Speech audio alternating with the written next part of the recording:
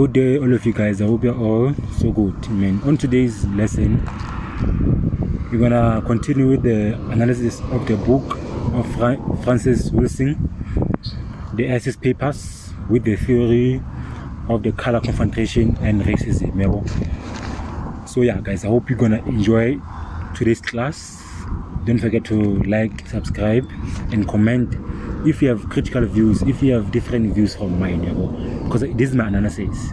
So I hope you're gonna enjoy today's class. Let us start. Okay, yeah.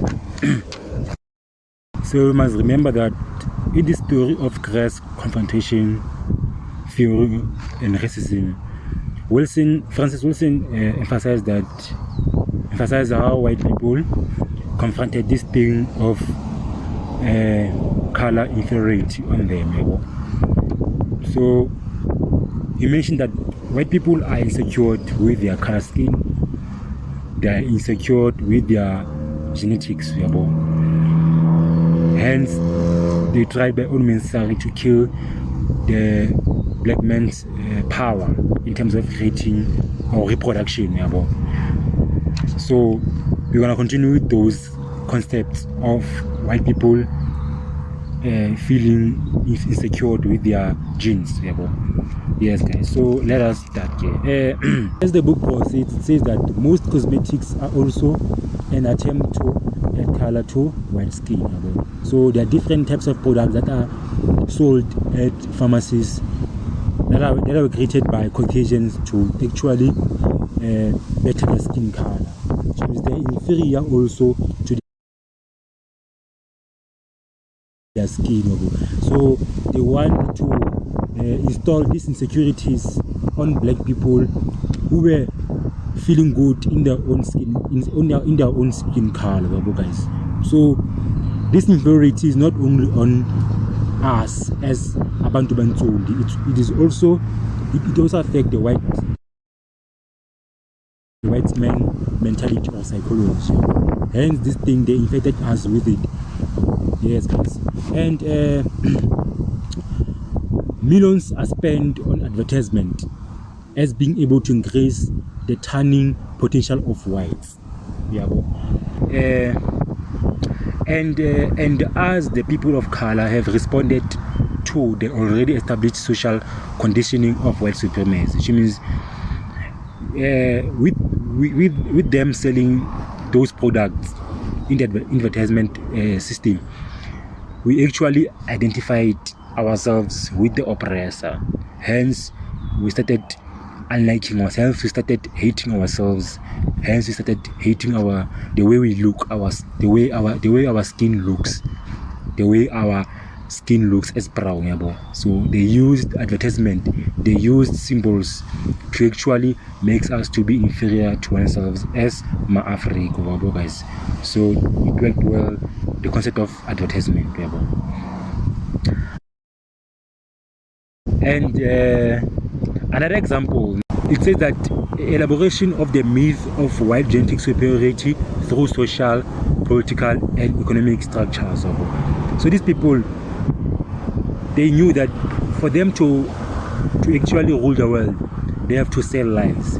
They have to say that they are superior, which means when they are to make sure that they create that psychological myth of saying, okay, when you are light-skinned or when you are white-skinned, you are actually superior than any other skin color of any kind in the world. So, and it worked for them on us as Africans, guys.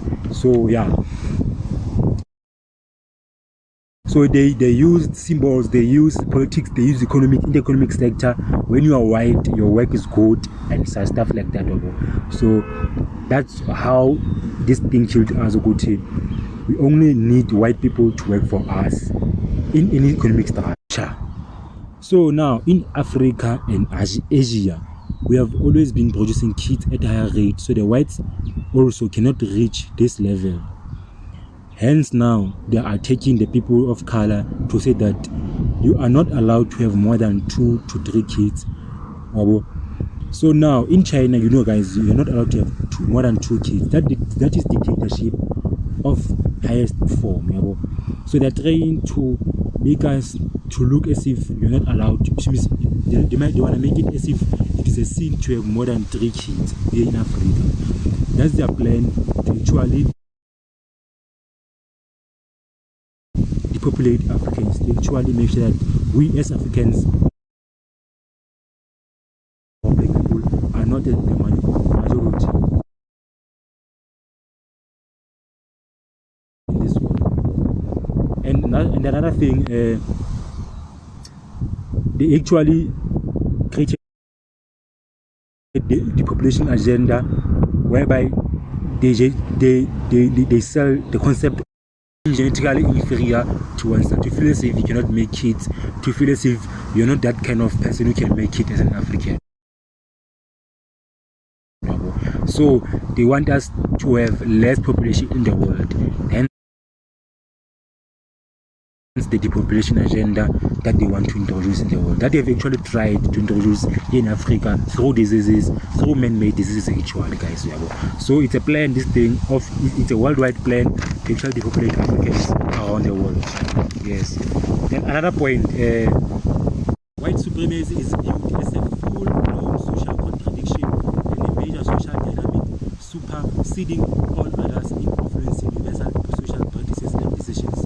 So white supremacy is now the leading system around the world, which means it is the one that gets to be involved in this, which means the practice of white supremacy is the one that is used to make decisions around the world, to come up with ideas, social practices, and many more people.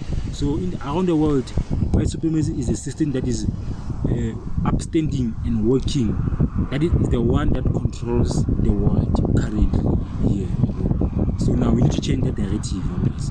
So let us go to the next chapter. Chapter 2 says that the heading is the origin of alienation, anxiety, and narcissism. So we have 3 subtopics: alienation, anxiety, and narcissism. Where do these things comes from? Where do these subtopics comes from inside the system of white supremacy? Where do they come from? Yes, guys. So we're going to talk about them going forward, and our first one, we're going to talk about alienation. What is alienation? Alienation is a state or experience of being isolated, or being detached from something.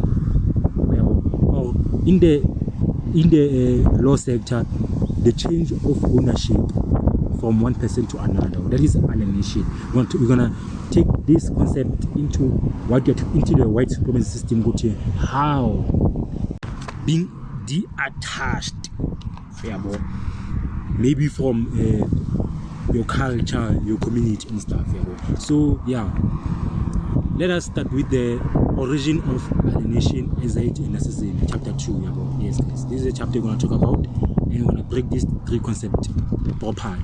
So first thing first, there's this person called Jostro. Jostro came with a study that results from only. Jostro asks a question. Yes, it says that, can a greater understanding be achieved in the study of human behavior as it is organized and manifested in the world's dominant power system? So you see that, can human behavior be understood in this system, basically, of white supremacy? Can human behavior be understood? How the human behave in this system? So we're going to talk about those concepts of white supremacy in the current world, here in Africa and in the diaspora. Yes, guys, let us start. So remember, in color confrontation theory, we talked about racism having begun as a form of alienation, meaning racism is a form of being detached from your culture, being detached from your community, being taken away your laws, your belief systems. Racism took away our belief system as Africans in another way around. So now this thing has evolved into the most highly refined form of alienation towards one. So this thing of white supremacy, it is something that has evolved in such a way that we as black people, we fight ourselves, we fight one another as a community. We no longer fight with white people. Then guys, you must remember that we're still talking about the manifestations of alienation concept. So the first one was in the economic sector. That's how Karl Marx explained it. Then the second one is the technological. Which means now the man is adjusting to the lifestyle of machines and automation. Adjusting to the machines, adjusting to technology, which is not wrong. But there are some effects, there are some after effects of the technology that we are trying to get involved in. So then you have sociological. So sociological, according to this concept of alienation, is the increased sense of individual powerlessness as the cause of alienation. So it means the concept of being isolated, it causes you to be powerlessness. It means it causes you to have no power in most of the things. It means when I take something that is working for you from long time, it's like colonization. They took us our culture, so now we are powerlessness. The third one is the philosophic alienation. Is the inherent in the isolated character of man's existence as a stranger and as an alien in this world.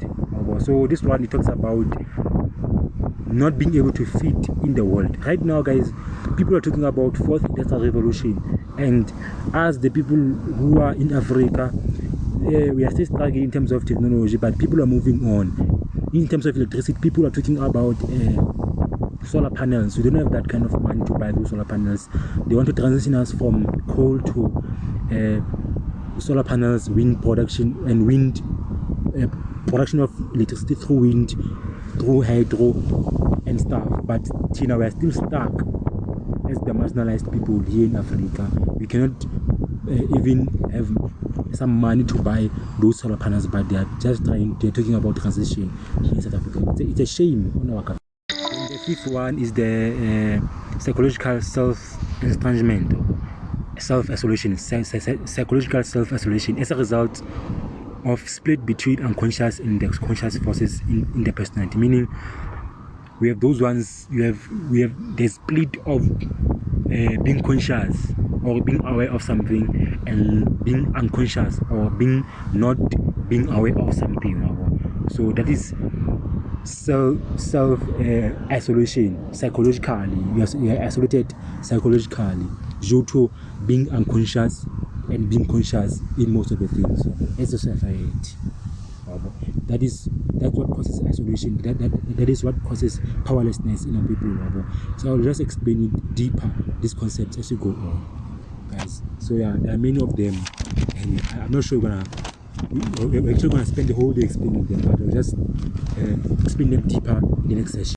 And in conclusion, I will just explain those manifestations of alienation in proper context. So now I'm going to talk about things that are occurring in our community that are so bad, that are caused by the concept of alienation, the concept of being isolated from the system, the concept of being isolated from the white supremacy system. So these things are happening in our communities and are so bad. They are so bad, guys. So I'll just name them and perhaps explain them a little bit, because I'm going to explain properly in the next session. So these things I'm going to mention here, they derive from some of the things that I've mentioned in the previous 15 seconds or so. Yes. The first one is satisfied according to the way our government is operating. So yeah, man. So I'll just go through those concepts properly and without any rush. Otherwise, there are many of them, so I need to explain them bit by bit so that you can all understand what I'm talking about. So yes, man. So yeah, someone is asking me, what is the meaning of fascism? Fascism is a way of organizing a society in which a government ruled by a dictator controls the lives of the people, which means you're not allowed to agree with the government. I mean, you're not allowed to disagree with the government. Just like Nazi Party of Germany ruled by Adolf Hitler. That is fascism. So you can read about the Adolf Hitler. That is fascism in its kind. So guys, I will explain more concepts into deeper in the next session. I hope you enjoyed today's lesson. There are many things to discuss, but there's no time. So let us meet in the next video. I hope you enjoyed this one, and Remember, don't forget to at least say your piece on the comment section for the suggestions or recommendations for this channel to grow into bigger and larger areas. So yeah guys, I hope you're gonna enjoy your day. It's the Saturday of the first week of November and it's so nice outside here. Thank you guys for listening to me, and I'm looking forward to your comments. I'm looking forward to your criticism. I'm looking forward to your suggestions and stuff like those things. Ngiyabonga guys. I appreciate your support. I appreciate your time and space. So go through this video and come up with some criticism, come up with some information that I perhaps do not know about what I've mentioned. Let us come with debates. Yes. Thank you very much. Enjoy your day.